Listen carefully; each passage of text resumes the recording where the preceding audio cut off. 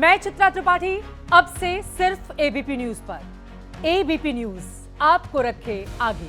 हमारे साथ खास मेहमान भी जुड़ चुके हैं, उनका रुख कर लेते हैं। यशोवर्धन आजाद जी हमारे साथ जुड़ चुके हैं, पूर्व स्पेशल डायरेक्टर हैं आईबी के। सर, बहुत स्वागत है आपका। और जो कुछ ये हुआ है सर, कल मुंबई में सरेआम जिस तरीके से फायरिंग की गई और बाबा सिद्दीकी की हत्या की गई, इसके पीछे की वजह, पूरी कहानी क्या लग रही है सर आपको?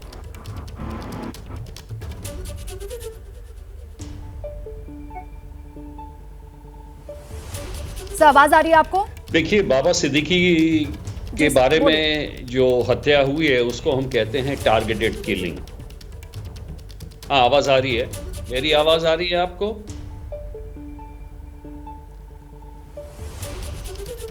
Can you hear me now? आ रही है सर आपकी आवाज, बोलिए सर प्लीज।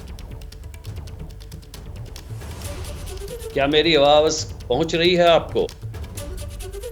ओके। देखिए, बाबा सिद्दीकी की जो हत्या हुई है उसे हम टारगेटेड किलिंग कहते हैं।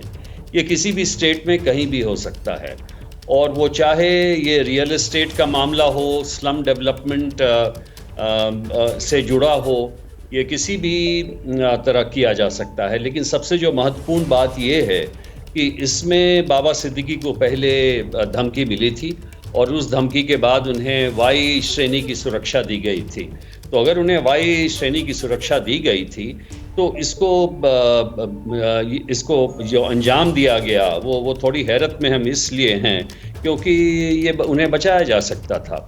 अगर आपका जो पर्सनल प्रोटेक्शन यूनिट है वो थोड़ा प्रोफेशनल है, व्यावसायिक है, जिसमें कि सही लोग हैं, तो इंटेलिजेंस मिलने पर ऐसे थ्रेट्स को काउंटर किया जा सकता है। इसलिए मैं कहूँगा कि ये अगर उनके पास सिक्योरिटी थी तो उनके जो क्लोज प्रोटेक्शन यूनिट है उनकी एक कमजोरी रही है उनको बचाने में। सर, और जहां तक हत्या का सवाल है, ये सुरक्षा में ये सरासर चूक है क्योंकि वाई कैटेगरी की सुरक्षा उनको important हासिल थी, उनको मिली हुई थी, क्योंकि उन्होंने धमकी की बात बताई थी, जिसके बाद सुरक्षा उनकी बढ़ा दी गई थी।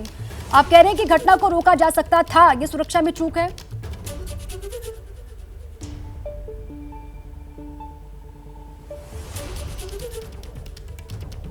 जी हाँ, ये सुरक्षा में बिल्कुल चूक है, बिकॉज वाई कैटेगरी में उनके पास लोग रहते हैं, घर पे भी उनकी सुरक्षा रहती है और उनके साथ भी प्रोटेक्शन ऑफिसर्स रहते हैं।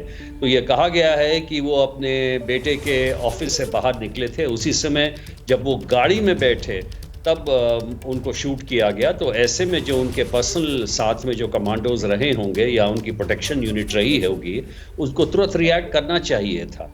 और मुझे नहीं मालूम उनको अरेस्ट कैसे किया, उनको तो डायरेक्ट शूटिंग में मैं समझता हूँ वहाँ पे एनकाउंटर होना चाहिए था, गोलियाँ चलनी चाहिए थी। लेकिन मुझे पूरी स्थिति मालूम नहीं है ये किस हालात में यह वाकया हुआ और कैसे उनकी गिरफ्तारी बाद में हुई या मौके पे हुई। सर, इसमें जो लॉरेंस बिश्नोई गैंग का कनेक्शन सामने आ रहा है, और अब तो जानकारी ये भी सामने आ रही है कि अंडरवर्ल्ड के कनेक्शन को भी इनकार नहीं कर रही है जो जांच की टीमें हैं।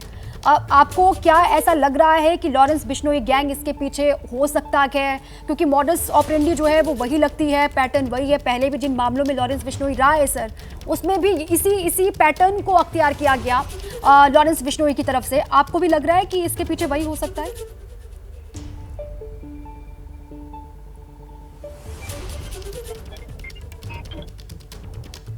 देखिए, ऐसा है कि लॉरेंस बिश्नोई गैंग ने कई आदमी को थ्रेट दिया है, एक्सटॉर्शन के थ्रेट्स भी दिए गए हैं।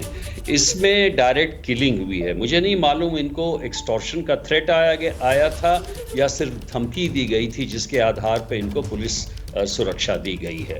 तो हो सकता है इसमें लॉरेंस बिश्नोई गैंग हो, लेकिन इसमें जो मैं पहले ही कह चुका हूँ, ये एक टारगेटेड किलिंग है। जो हो सकता है कोई रियल्टर हो और वो इस्तेमाल कर रहा हो लॉरेंस बिश्नोई गैंग को। तो इसमें जो संभावनाएं हैं वो संभावनाएं यही हैं कि इस टारगेटेड किलिंग में कोई ऐसे माफिया इन्वॉल्व हैं जिनके कहने के आधार पे ये ऐसा हुआ है। बिल्कुल ठीक है सर, आप रहे हमारे साथ।